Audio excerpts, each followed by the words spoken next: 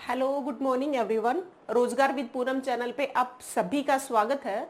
मैंने कल से आपको साइकोलॉजी पढ़ाना शुरू किया था और साइकोलॉजी में मैंने कल साइकोलॉजी के बेसिक बेसिक बातें बताई थी। क्या होती है साइकोलॉजी, कहाँ से आई, पहले क्या थी, फिर बाद में क्या बनी, किसके बारे में किसके साइकोलॉजिस्ट ने क्या कहा है, पहले के आपके मैंने बताया था। सबसे पहले क्या थी, फिलोसफी थी, फिलोसफी से ये साइकोलॉजी आई थी और साइकोलॉजी में बहुत साइकोलॉजिस्ट हुए, अलग अलग बातें बताई है। मैंने कल आपको ये बातें रिवाइज बताई थी, आज मैं आपको रिवाइज करा रही हूँ। फिर मैंने आपको क्या बताया था, सबसे पहले ये साइकोलॉजी के बारे में सबसे पहले क्या कहा था, आत्मा का विज्ञान क्या था।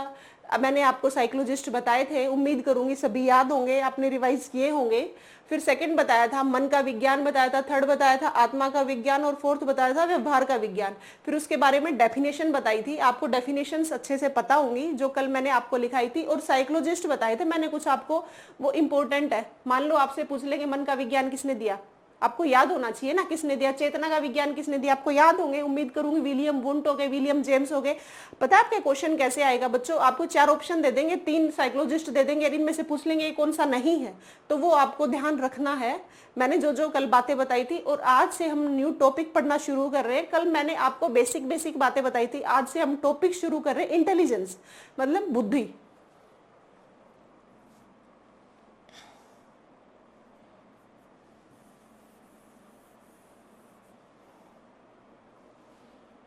इंटेलिजेंस जिसको हम हिंदी में बोलते हैं बुद्धि।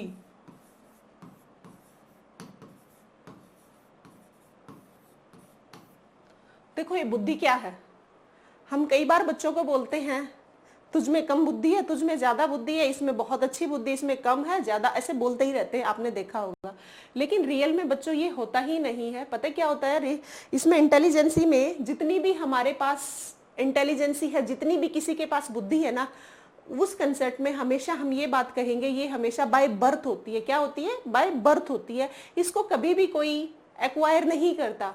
मतलब कोई बच्चा, बुद्धि हर किसी के पास है। कोई बच्चा एवरेज पैदा हो सकता है, बिलो हो सकता है एवरेज से, या फिर हम कह सकते हैं स्लो लर्नर हो सकता है, या हम कह सकते हैं जीनियस हो सकता है, या इंटेलिजेंट हो सकता है। लेकिन मैंने क्या बताना चाह रही हूँ कि बुद्धि हर किसी में हो सकती है, कम ज्यादा हो सकती है, लेकिन होती हर किसी में है।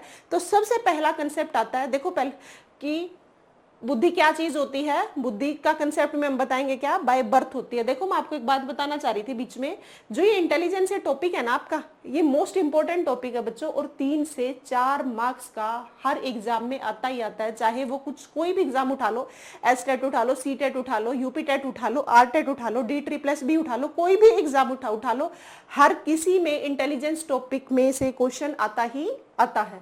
तो मैंने आपको इंटेलिजेंस पढ़ाना शुरू किया, मैंने आपको सिर्फ 2 बातें बताई हैं इंटेलिजेंसी में, कि हर बच्चा अपनी बुद्धि को लेके पैदा होता है, बाद में पूरी लाइफ जो होती है ना उसकी बुद्धि में डेवलपमेंट हो रहे होते हैं, विकास हो रहे होते हैं, लेकिन बुद्धि नहीं बन रही होती। ठीक है, क्या होता है उसमें, हमारे बिहेवियर में चेंज कर देगी हमारी बुद्धि, और क्या कर देगी, हमारे इसमें व्यवहार में चेंज कर देगी। एक्वायर कर रहे होते हैं हम, हमारे व्यवहार में चेंजेस कर रहे होते हैं, लेकिन बुद्धि नहीं बना रहे होते। तो मैं क्या कहना चाह रही हूँ आपको ये बातें कह के, कि क्या होती है, सबसे पहली लाइन ही यही आती है, बुद्धि क्या होती है, बाय बर्थ होती है। सबसे पहली लाइन आती है, जो बुद्धि होती है क्या होती है, बाय बर्थ होती है। ठीक है, अच्छा। सेकंड बात आती है, इस बुद्धि शब्द को सबसे पहले 1885 में गाल्टन ने इस बुद्धि शब्द का प्रयोग किया था। किसने किया था सबसे पहले, मतलब कि बुद्धि भी कोई चीज होती है, बुद्धि शब्द पहले किसी को पता ही नहीं थी। जो ये शब्द हम बार बार मैं बुद्धि बुद्धि बोल रही हूँ ना, ये सबसे पहले 1885 में बुद्धि वर्ड का यूज किसने किया था, गाल्टन ने किया था। ये कई बार क्वेश्चन आया है 1885 में, तो ये लिख लो बच्चों। 1885 में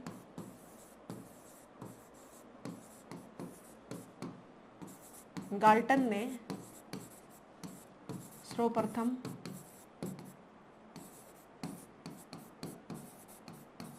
बुद्धि शब्द का प्रयोग किया था। मतलब सबसे पहले इंटेलिजेंस वर्ड का यूज किसने किया था, शब्द का प्रयोग किया था।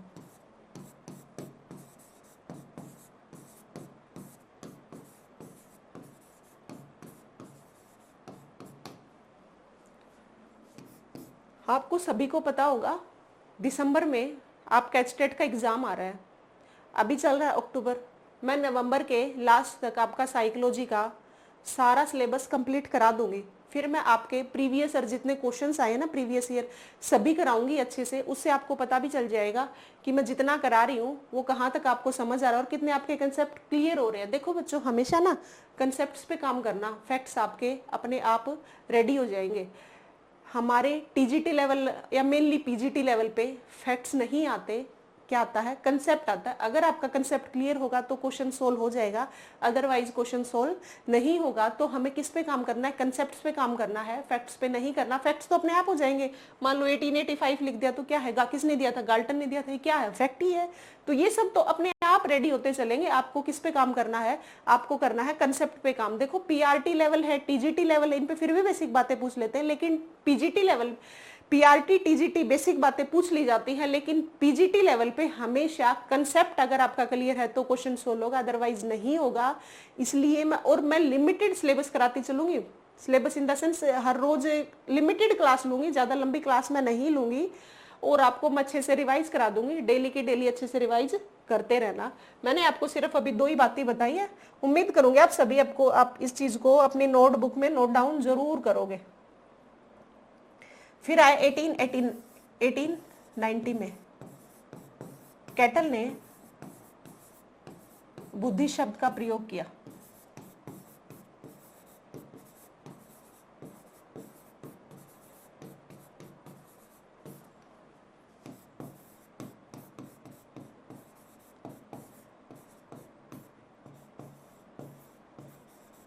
अपनी बुक थी उसकी, मेंटल टेस्ट मेजरमेंट।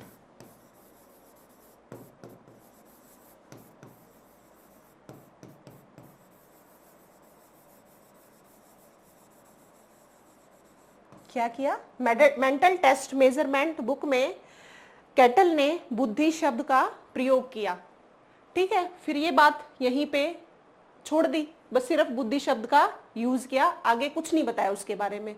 फिर आगे देखो इसके बारे में जितनी भी बातें हैं ना मैं अब बताऊं। सबसे पहले बुद्धि का टेस्ट किसने किया, मेजरमेंट किसने किया, थ्योरीज किसने दी। जब भी कभी इंटेलिजेंस टॉपिक में पहला ये किसने किया, पहला टेस्ट किसने किया, पहले मेजरमेंट किसने किया, पहला स्केल कौन लेके आए, सभी के लिए बिने आएगा। हमेशा इंटेलिजेंस टॉपिक में जितना सबसे पहले काम किया ना, वो हर एक काम सबसे पहले किसने किया है, इसने किसने किया है, बिने ने किया है। तो सबसे पहले 1905 में बिने क्या लेके आए थे, एक अपना स्केल लेके आए थे, मतलब एक मेजरमेंट का फॉर्मूला था। 1905 में बिने ने क्या किया था, साइमन अपना स्केल लेके आए थे। तो देखो 1905 में बिने साइमन स्केल, ये क्वेश्चन कई बार आया, बिने साइमन स्केल कब आया था और कौन लेके आया था, नाम से ही पता चल रहा है, बिने साइमन स्केल। ठीक है, मैंने आपको क्या बताया, जितना भी पहली चीजें आ जाएंगी क्या लिखेंगे हम, सारी चीजें किसने की, बिने ने की। अब मैं आपको कुछ डेफिनेशंस लिखवा रही हूँ, इंपॉर्टेंट है, जो एग्जाम में कई बार पूछ ली जाती है कि ये डेफिनेशन किसकी है, ये डेफिनेशन किसकी है, ये डेफिनेशन किसकी है। मैं इंपॉर्टेंट आपको डेफिनेशन लिखवा देती हूँ। देखो सबसे पहले है बिने की। बिने ने क्या बताया, ज्ञान मतलब नॉलेज,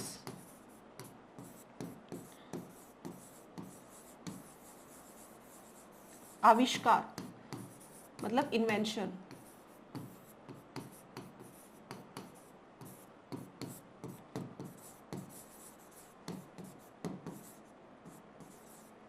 निर्देश इंस्ट्रक्शंस, क्लासेस भाई बाइलिंगुअल रहेंगे, किसी भी बच्चे को कोई प्रॉब्लम नहीं आएगी। और आलोचना क्रिटिसिज्म। बिने ने क्या बताया,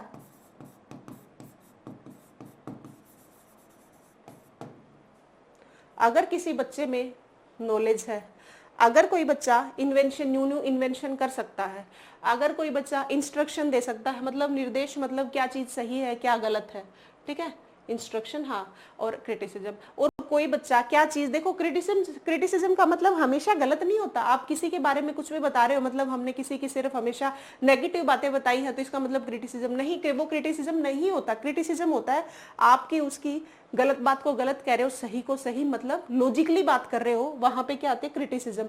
इसका मतलब बिने का कहना है अगर कोई एक बच्चा जिसके पास नॉलेज हो गई, जो न्यू न्यू इन्वेंशन कर सकता है, जो इंस्ट्रक्शन दे सकता है क्या चीज सही है क्या गलत है।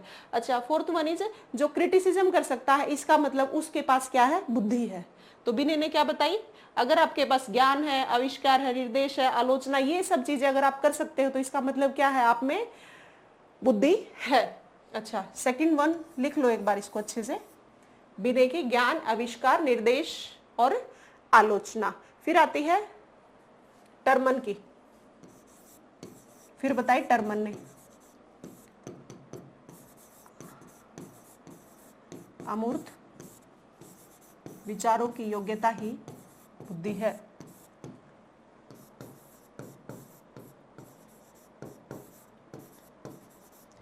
अमूर्त विचारों की योग्यता ही बुद्धि है। ये क्या कहना चाह रहे थे, अमूर्त विचार है, इसका मतलब एब्स्ट्रैक्ट थिंकिंग। क्या है, एब्स्ट्रैक्ट थिंकिंग। क्या कहना चाह रहे थे टर्मन, अगर आपके पास ऐसी एबिलिटी है कि आप एब्स्ट्रैक्ट थिंकिंग कर सकते हो तो इसका मतलब आप में बुद्धि है। देखो बच्चों, अमूर्त विचार क्या होते हैं, एब्स्ट्रैक्ट थिंकिंग क्या होती है, अगर आपके पास फीलिंग्स हैं, इमोशंस हैं, आप किसी भी चीज को समझ पा रहे हो, दूसरा क्या कहना चाह रहा है, बिना चीजों को देखे हुए आप उनकी इमेजिनेशन कर पा रहे हो, इसका मतलब आपके पास क्या है, एब्स्ट्रैक्ट थिंकिंग है।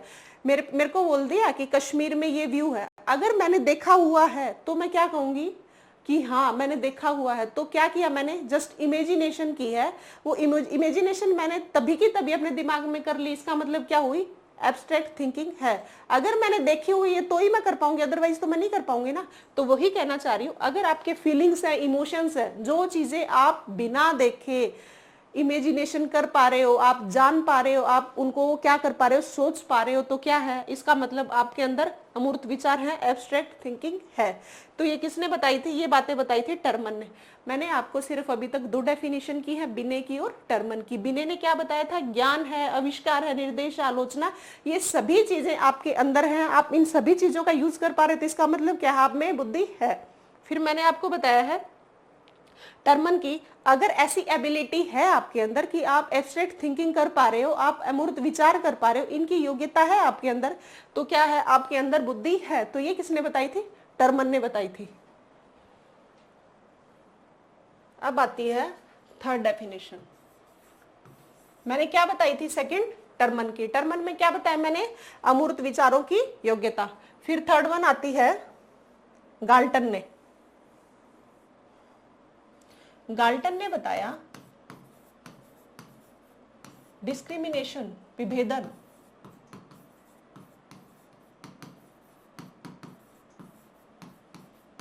And selection.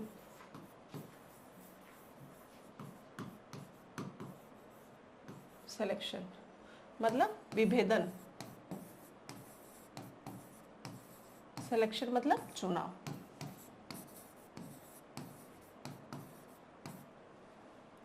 गाल्टन ने बताया अगर आप किसी भी चीज को डिस्क्रिमिनेट कर पाते हो, मतलब विभेदन कर पाते हो, मतलब क्या चीज सही है क्या गलत है, ये चीज सही है ये गलत है, इसका मतलब आप जब ये बता पा रहे हो तो इसका मतलब क्या है, लॉजिकल थिंकिंग आपके अंदर, इसका मतलब आप सोच पा रहे हो सही गलत के बारे में। सिलेक्शन, क्या सही है, इसके हमें ये चीज सेलेक्ट करनी चाहिए नहीं करनी चाहिए, ये सारी चीजें अगर आपके पास आ रही है, इसका मतलब आप सिलेक्शन कर रहे हो। अगर आप, गाल्टन का कहना था, अगर आप डिस्क्रिमिनेशन कर पा रहे हो, सिलेक्शन कर पा रहे हो, आप दोनों चीजें कर पा रहे हो, इसका मतलब क्या है, आपके अंदर बुद्धि है। मैंने आपको डेफिनेशन बताई तीन, बिने की, टर्मन की और गाल्टन की। तो तीनों उम्मीद करूंगी आपको अच्छे से समझ आ गई होंगी। क्या बताया था गाल्टन ने, अगर आप डिस्क्रिमिनेशन कर पा रहे हो, आप सिलेक्शन कर पा रहे हो, तो इसका मतलब क्या है, आपके अंदर इंटेलिजेंस, आप इंटेलिजेंसी है आपके अंदर, आपके अंदर बुद्धि है। अच्छा, फिर इन्होंने क्या बताया, नेक्स्ट पेज पे आते हैं, बुद्धि के प्रकार, टाइप्स ऑफ इंटेलिजेंस।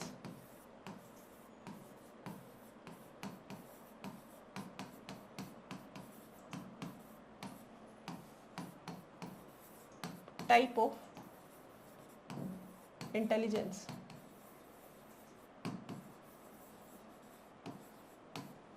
बुद्धि के प्रकार।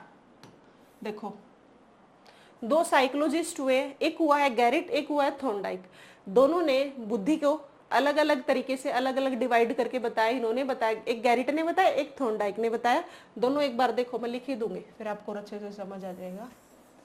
बताया गैरिट ने,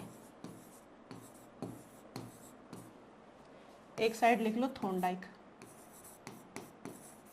मैं इसलिए लिख रही हूं साथ में क्योंकि इनकी सेम सी बातें हैं, ज्यादा डिफरेंस है नहीं। गैरिट ने बताया 3 टाइप की बुद्धि होती है। मूर्त बुद्धि,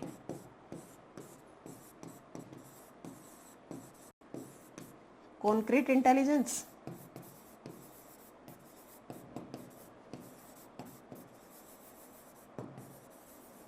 ठीक है, एक हो गई। नंबर 2 पे अमूर्त बुद्धि, जिसके बारे में मैं अभी बात कर रही थी। नंबर 3 पे आती है सामूहिक बुद्धि।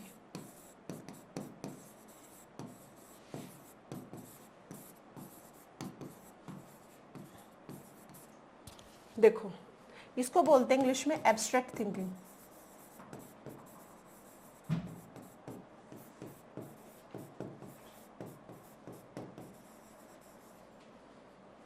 इसको बोलते हैं सोशल इंटेलिजेंस। कई बार ग्रुप में भी लिख देते हैं ग्रुपिज्म इंटेलिजेंस, मेनली सोशल ही लिखते हैं। देखो, इसके बारे में भी यही बता दूंगी, एक बार इसके बारे में सुन लो। बुद्धि के प्रकार के बारे में गैरिट ने क्या बताया? बुद्धि 3 प्रकार की होती है। एक होती है मूर्त, एक होती है अमूर्त, एक होती है सामूहिक। मतलब कॉन्क्रीट इंटेलिजेंस, एब्स्ट्रैक्ट इंटेलिजेंस और सोशल इंटेलिजेंस। इनमें देखो डिफरेंस क्या है, इनसे क्वेश्चन आता है। ये मोस्ट इंपॉर्टेंट बात बता रही हूँ मैं आपको, इसको ध्यान से सुन लेना आप। मूर्त बुद्धि वो होती है जो हमें लाइव दिख रही है। मान लो अब मैं लाइव आपको दिख रही हूँ ना, मतलब मेरे को तो क्या, इस बोर्ड को ही देख लो, आपको ये लाइव दिख रहा है ना, इसका मतलब क्या है? आप इसको सही देख पा रहे हो, इमेजिनेशन कर पा रहे हो, इसको आप जान पा रहे हो, तो इसका मतलब क्या? अमूर्त बुद्धि है। ठीक है, जो चीजें आपके सामने हैं आप उनको देख रहे हो, उनको देखने के बाद सोच रहे हो ना, तो इसका मतलब आप कौन सी बुद्धि का यूज कर रहे हो? कॉन्क्रीट इंटेलिजेंसी का यूज कर रहे हो। मैं आपको एक एग्जाम्पल देती हूँ। हमारा टीवी खराब हो गया, ठीक है, टीवी खराब हो गया। मैंने मैकेनिक को कॉल किया कि भैया हमारा टीवी खराब हो गया और हमें टीवी ठीक कराना है। ठीक है, वो मेरे को वहीं बैठे बैठे ये तो नहीं कहता ना आप उसमें ये कर दो और ठीक हो जाएगा आपका। वो क्या कहता है? वो ये कहता है कि लाओ यहाँ पे लेके आओ, मैं देखूंगा और ठीक कर दूंगा। मैकेनिक ने मेरे को क्या जवाब दिया? कि यहाँ पे लाया जाएगा और फिर ठीक किया जाएगा। यही तो जवाब दिया ना। इसका मतलब क्या हुआ? मैकेनिक ने क्या किया? टीवी को देखा और फिर मैकेनिक ने ठीक किया। इसका मतलब क्या हुआ? उसने टीवी देखने के बाद ठीक किया। इसका मतलब कौन सी इंटेलिजेंसी का यूज किया उसने? किया कॉन्क्रीट इंटेलिजेंस का। तो उम्मीद करूंगी आपको समझ आ गया होगा। जितने भी मैकेनिक्स जो जो चीजों का यूज कर रहे हैं ना, जो जो सामने चीज देखी और उसको ठीक किया, तो वो किस में आएंगे? मूर्त बुद्धि में आएंगे। कोई मूर्तिकार है, वो क्या आएगा? जिसने मूर्ति देखी और वैसे की वैसी बना दी, वो क्या बन गई? वो कॉन्क्रीट इंटेलिजेंस ही बन गई। और फिर जो चीजें देखी, जितने मैकेनिक्स हैं, इंजीनियर्स हैं, जो कल पुर्जे पार्ट्स का काम कर रहे हैं, वो क्या कर रहे हैं? वो कौन सी बुद्धि का यूज कर रहे हैं? वो मूर्त बुद्धि का यूज कर रहे हैं। ठीक है, अच्छा, तो इसमें क्या क्या आ जाएंगे? मैकेनिक हो गए जितने भी हैं। एग्जाम्पल लिख लो, आपको याद रहेगा। जितने मैकेनिक्स होते हैं वो सभी में क्या आएंगे? मूर्त बुद्धि में आएंगे। चित्रकार भी आ जाएंगे इसी बुद्धि में। तो सारे किस में आएंगे? ये सब मैकेनिक्स, किसी भी टाइप का मैकेनिक हो सकता है, जो चीजों को सामने देख के ठीक कर रहा है, वो सभी किस में आएंगे? मूर्त में आएंगे। अब आती है सेकंड, अमूर्त बुद्धि, एब्स्ट्रैक्ट थिंकिंग। एब्स्ट्रैक्ट थिंकिंग देखो बच्चों क्या होता है, जब कोई चीज, आप अभी बताया था मैंने, जब कोई चीज आपके सामने नहीं है, आप उस चीज के बारे में इमेजिनेशन कर रहे हैं। मेनली इसमें फीलिंग्स होंगी, इमोशंस होगी। आप किसी व्यू को देख के आप इमेजिन कर पा रहे हो, या मतलब जान पा रहे हो, समझ पा रहे हो। जितने फीलिंग्स, इमोशंस, जितनी भी चीजें आती है वो किस में आती हैं? अमूर्त बुद्धि में आती है, एब्स्ट्रैक्ट थिंकिंग के अंतर आती है। अच्छा, थर्ड आती है सोशल इंटेलिजेंस। इसमें क्या क्या आएगा? देखो इसके एग्जाम्पल देखो, आगे लिख रही हूँ, लिख लो, क्योंकि इसमें कई बार बाद में कॉपी में देखोगे तो अच्छे से याद आ जाएंगे फटाफट। फिर अमूर्त बुद्धि के एग्जाम्पल्स,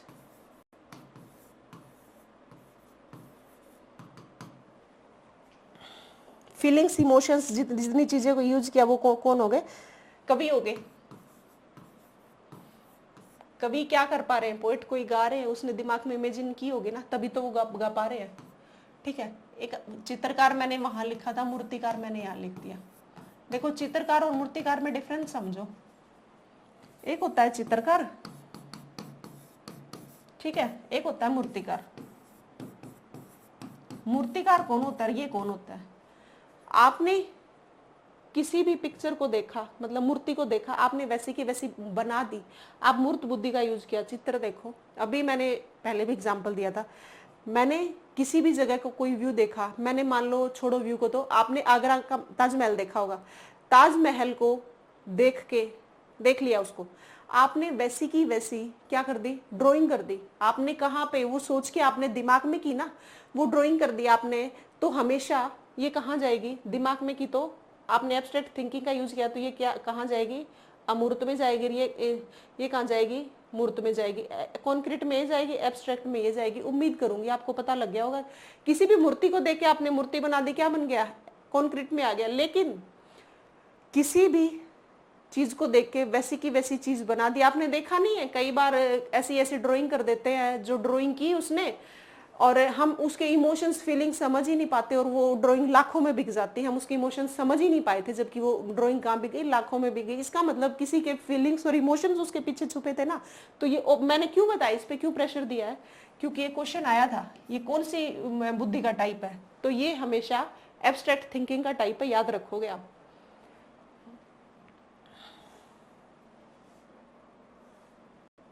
अच्छा, मैं क्या बात कर रही थी, मैं बात कर रही थी अमूर्त बुद्धि के। एग्जाम्पल मैंने आपको दे दिए। फिर आती है थर्ड वन इज सामूहिक।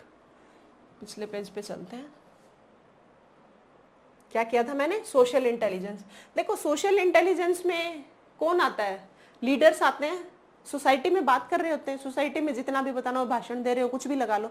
नेता लोग कहाँ पे गए, सोशल इंटेलिजेंस में। देखो बच्चों, सोशल इंटेलिजेंस वो होती है, जिस भी इंटेलिजेंस का, जिस भी आप बुद्धि का ग्रुप में यूज कर रहे हो, मतलब बहुत लोगों में यूज कर रहे हो, वो कहाँ पे जाएगी, सामूहिक बुद्धि में। सोशल इंटेलिजेंस, नेता लोग हो गए, टीचर्स हो गए। टीचर्स देखो, टीचर्स के अंदर चलो इमोशन छिपे होते हैं, फीलिंग छिपी होती है, उसने बुक देख के बुक भी पढ़ ली, लेकिन उसने मूर्त का किया, अमूर्त का किया। लेकिन मेनली जब क्वेश्चन आ जाए टीचर का, तो सामूहिक बुद्धि में जाएगा। वो क्यों जाएगा, देखो उसने बुक्स पढ़ी, मान ली, उसने अपने इमोशंस को मतलब मैनिपुलेट किया, वो चीजें भी मान ली।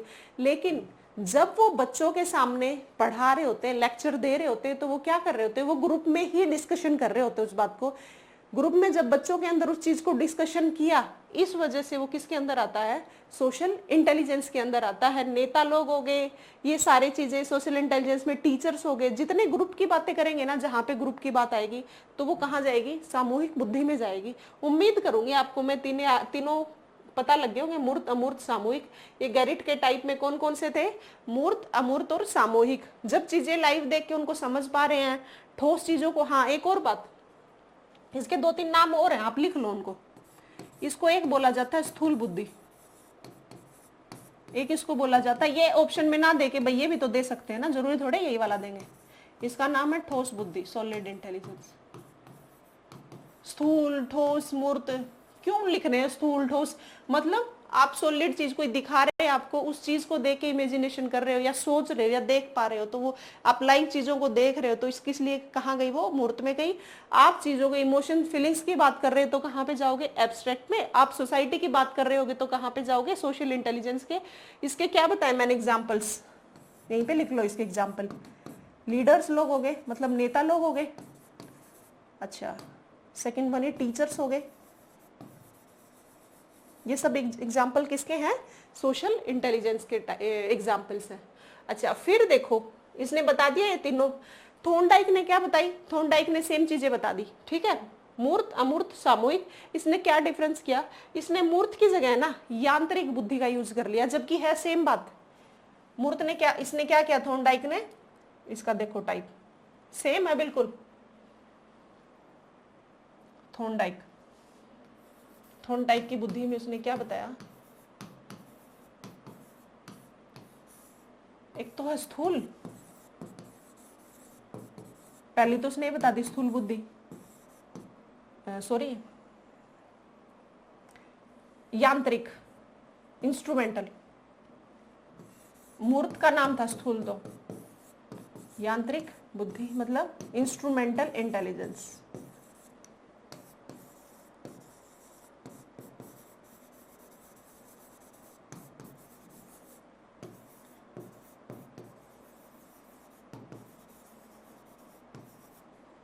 यांत्रिक बुद्धि। नंबर 2 पे क्या बताया मैंने, अमूर्त बुद्धि, एब्स्ट्रैक्ट थिंकिंग।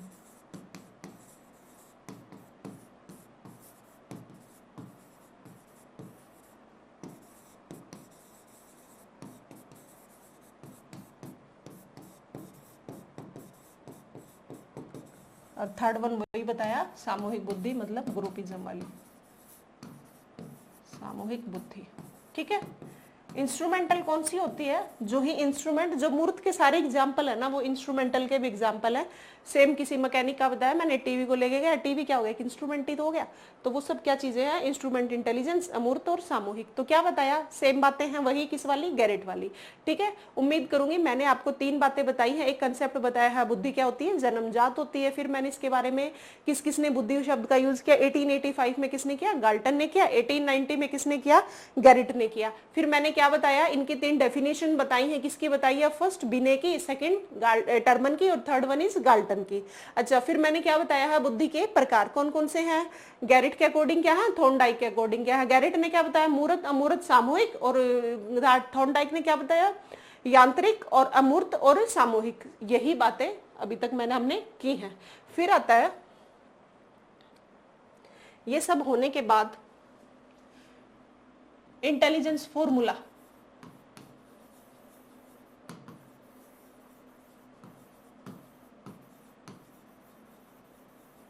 देखो इसमें क्या बताया, इंटेलिजेंस फॉर्मूला सबसे पहले स्टर्न ने 1912 में क्या बताया, आईक्यू फॉर्मूला दिया, जिसे हम क्या बोलते हैं, इंटेलिजेंट कोशेंट। ये लिख लेना बच्चों, कई बार हो सकता है आईक्यू की फॉर्म ही पूछ ले, पीआरटी लेवल पे तो कुछ भी पूछ सकते हैं भाई, पता थोड़े हमें उनका, हमें सारी चीजें अच्छे से पढ़ के चलनी है। आप अपने कंसेप्ट सॉलिड रखना, आपका पेपर वैसे ही क्लियर हो जाएगा। आप कंसेप्ट पे काम करोगे तो कोई चीज मुश्किल आपको लगेगी ही नहीं। आईक्यू फॉर्मूला स्टर्न ने बताया, सबसे पहले क्या बताया, MA डिवाइडेड बाई CA, बस इतना बता के छोड़ दिया। स्टर्न ने सबसे पहले इंटेलिजेंस फॉर्मूला बताया, क्या बताया, MA divided by CA। MA का मतलब है मेंटल एज, मेंटल एज, और इसका मतलब है chronicle age, chronicle age. Mental age मतलब मानसिक आयु, डिवाइडेड बाय वास्तविक आयु।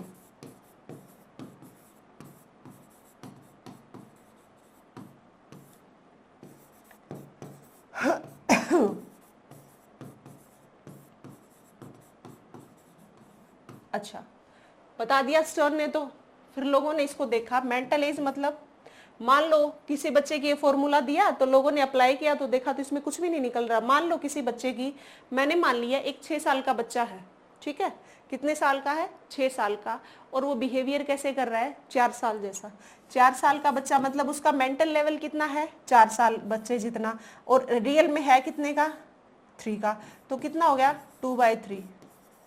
इसका मतलब क्या हुआ, ये तो रेशियो में आ गया, और रेशियो में तो कभी क्या है, आईक्यू लेवल को मेजर करते ही नहीं है, इंटेलिजेंसी क्या पता लगेगा आपको 2/3 से इसकी इंटेलिजेंसी कैसी है, आपको इससे तो कुछ भी पता नहीं लग रहा। तो इसका मतलब स्टर्न ने तो यहाँ पे करके छोड़ दिया। फिर आया टर्मन 1916 में, टर्मन ने इंटेलिजेंट जो फॉर्मूला बताया है ना, तो ये रिवाइज किया कि भाई ये तो कोई चीज नहीं है। उसने क्या बताया 1916 में, अब जो बातें बता रही हूँ ये देखना ध्यान से, इंपॉर्टेंट है ये।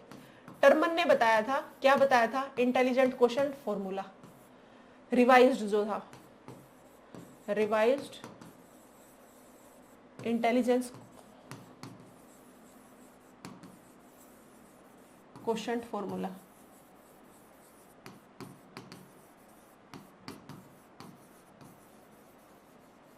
क्या बताया इसने,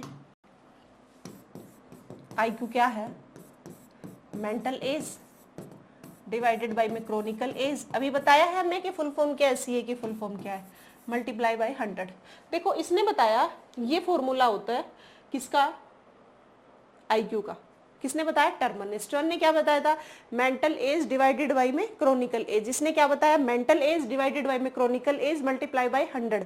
देखो ये कैसे बताया, उसने बताया एक बच्चा मान लो कितने साल के बच्चे जैसा व्यवहार कर रहा है, 5 साल बच्चे जैसा, ठीक है कितने साल का वो, मान लो कि कितने साल का है, 10 साल का है, रियल में 10 साल का इतने का, ठीक है।